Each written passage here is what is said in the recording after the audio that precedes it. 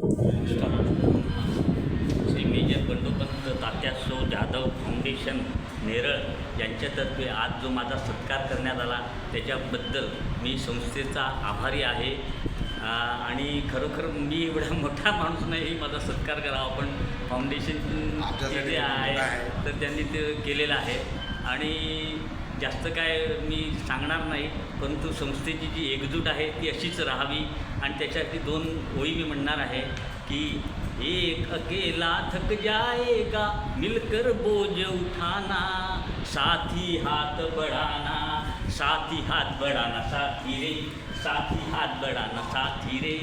शेवटी ही जी बोटं आहेत जेवतानासुद्धा एकत्र करावी लागतात, तेव्हाच आपलं जेवण जाते. तर ते फाउंडेशनमध्ये जी कार्यकारिणी आहे, त्यांचे जे सदस्य आहेत, त्यांची जी एकता आहे अशीच अबाधित राहावी ही माझी मनापासूनची सदिच्छा. आणि आज जो कार्यक्रम झाला त्याच्यामध्ये आता मी नेहमी म्हणणार आहे गाण्यात, म्हणजे त्याच्यामध्ये मी एक छोटीशी ओळ म्हणतो. आमची जी ज्येष्ठ नागरिक संस्था आहे त्याची जी एक प्रार्थना आहे. चालेल हो चालेल चालेल चालेल चालेल मराठी बोला. नाही हिंदीत नाही, मराठी बोला. कारण संस्थेचे जे कार्य आहे ते खरोखर फार स्पृहणीय आहे. ते इतरांना मदत करतात नेहमी. म्हणजे काही झालं त्यांचं ते काय ॲम्ब्युलन्स वगैरे सेवा जी आहे ती, आणि इतरांना इतर पण मदत करतात, ती खरोखर चांगली आहे.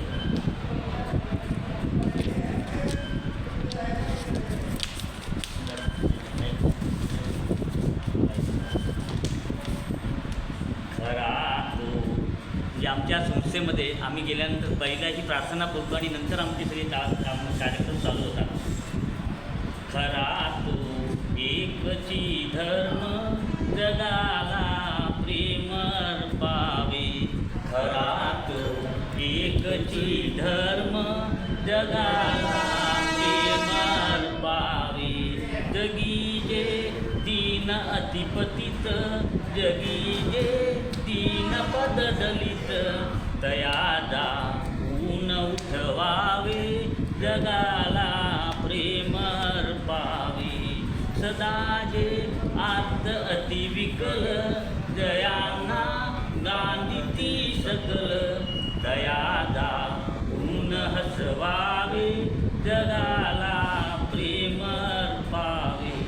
कुणाना व्यर्थ शिणवावे, कुणाना व्यर्थ हिणवावे, समस्ता बंधू मानावे, जगाला प्रेम पावे.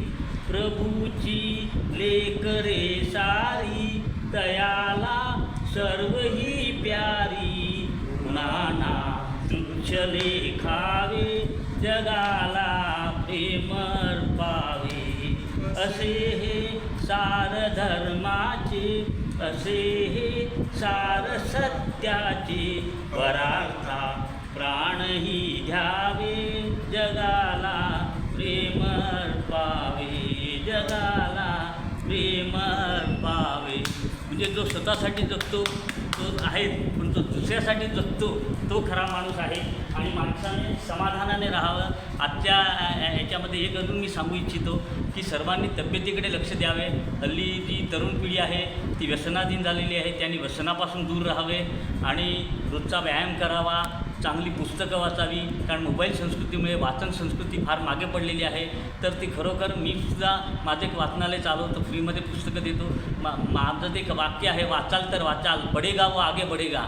तर सर्वांनी वाचन नक्कीच म्हणजे वाचनाचा प्रयत्न करावा, मोबाईलचा वापर कमीत कमी करावा आणि पुरेशी झोप घ्यावी, व्यायाम करावा, खाणं पिणं व्यवस्थित करावा, जंक फूड जास्त खाऊ नये, तब्येतीची काळजी घ्यावी ही माझी इच्छा.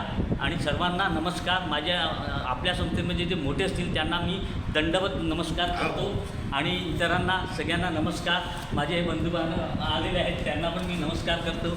जय हिंद, जय महाराष्ट्र. जय महाराष्ट्र.